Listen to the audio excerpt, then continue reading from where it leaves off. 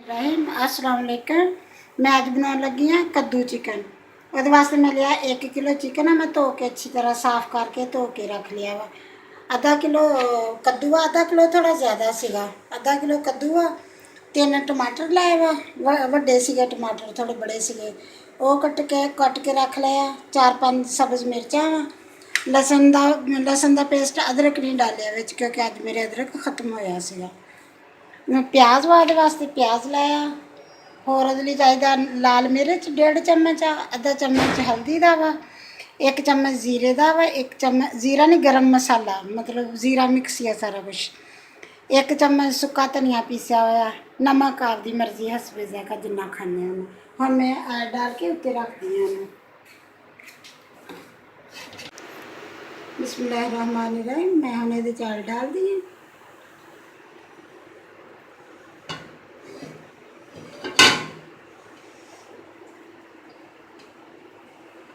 तुसी अपनी मर्जी का डालोगे जिन्ना तुसी मतलब खाने हैं। अगर ज़्यादा खाने हैं तो ज़्यादा डालोगे, अगर कम खाने हैं बिल्कुल भी कह कि बहुत कम खाते हैं। हम मैं ये डालूँगी प्याज, थोड़ा गर्म हो रहा है। हम ये डाल दिए प्याज थोड़ा जो ब्राउन हो जाए फिर डालूँगी टमाटर वगैरह हर चीज़। मैंने बिस्मिल्लाहिर्रहमानिर्रहीम। प्याज थोड़े नरम हो गए। हम मेरे डाल दिए अदरक का, लसन अदरक का पेस्ट।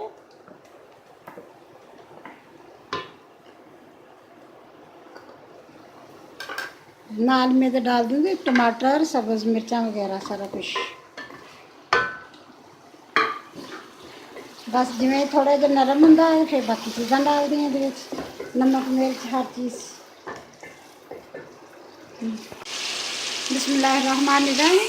टमाटर नरम हो गए, प्याज टमाटर मिक्स तकरीबन हो गया। हम मेरे पाऊँगी नमक मिर्च मसाले सारे एक दफ़ा ही डाल दूँगी। मैं एक दफ़ा डाल के नमक मिर्च मसाले सारे डाल के हम ये दूँगी थोड़ा जहा पानी का छिट्टा, ताकि मिर्च सड़ ना जाए। लाल मिर्च सड़ती है ना फिर वो काली काली हो जाती, नाले सड़े का महक आता, स्मैल भी आती सड़े की। बस 1 मिनट मैं नाल ये चिकन भी डाल दूँगी। बिस्मिल्लाहिर्रहमानिर्रहीम। हम मैं ये डाल दी चिकन।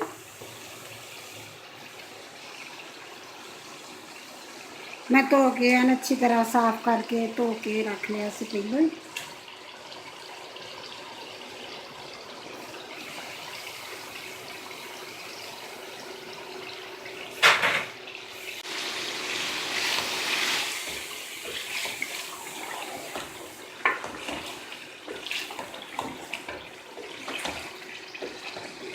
मैं अच्छी तरह हिला के 2 मिनट वास्ते, 2-3 मिनट वास्ते बस बंद कर दूँगी। थोड़ा ये पानी छाड़ूगा जरा हो जूगा मिक्स गल जूगा। फिर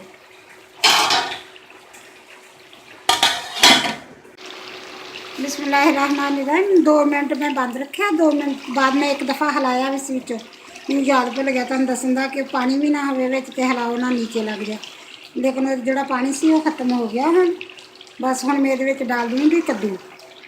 2 मिनट 1 अद्धा मिनट होर मैं भुनूँगी तो बाद कद्दू डाल दी। बिस्मिल्लाहिर्रहमानिर्रहीम। बस इन्ना चिकन जड़ा इन्ना बस ज़्यादा ना हो, पानी थोड़ा यदा खत्म हो जाए फिर ये कद्दू डाल दो। कद्दू मैं बरीक बरीक कटिया, ज़्यादा मोटा नहीं कटिया, इसलिए कि अच्छी तरह गल जाए कद्दू। हम मैं कद्दू डाल दूँगी। एन मसाले तरह बन जूगा, बिल्कुल पानी नहीं ना डालूँगी ये, बिल्कुल मसाले तरह बनूगा ये।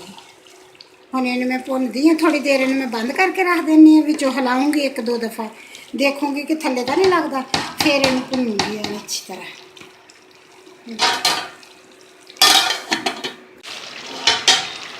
बिस्मिल्लाहिर्रहमानिर्रहीम। तकरीबन पानी खत्म हो गया, जो कद्दू ने भी पानी छड्डिया सी, कद्दू भी पानी छड्डदा हुंदा, वो खत्म हो गया। हुण मैं अच्छी तरह भुन लूँगी। चिकन भी गल चलिया तो कद्दू भी तकरीबन गल चलिया वा पानी दे विच। तो हुण मैं अच्छी तरह भुन लूँगी। बस हम ये ना ढक्कन नहीं देना, इदा ही बस भुनी जाना। 2-2 मिनट बाद, ज़्यादा भी ना हिलाई जाओ कि असल में गल गल के एन हो जाए। थोड़ी थोड़ी देर बाद चम्मच हिलाई जाओ ये तो भुज जूगा, जो एन भुज जूगा फिर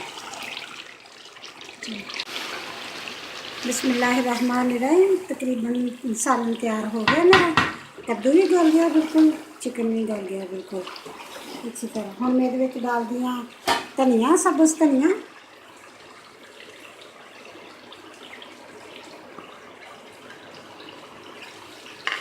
नाल ही इहदे च डालूंगी थोड़ा जिहा जीरा, पीसा होया जीरा, सफ़ेद जीरा। बेशक पीस के डालो, बेशक तुसीं उदा ही साबुत डालो, लेकिन पीसिया होया अच्छा लगदा।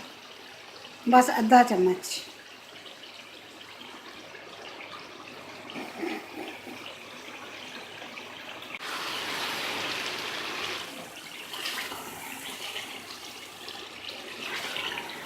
बस एक दो दफ़ा हिलाऊंगी हूँ तो फिर बस बंद कर दूंगी 2 मिनट वास्ते।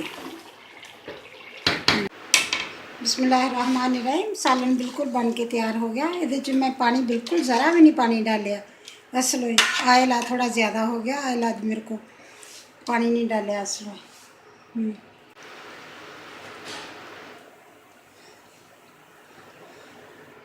बिस्मिल्लाहिर्रहमानिर्रहीम। सालन बिल्कुल बन के तैयार हो गया। अगर मेरी वीडियो पसंद आए लाइक करना, सब्सक्राइब शेयर करना, सब्सक्राइब करना। अल्लाह हाफिज़।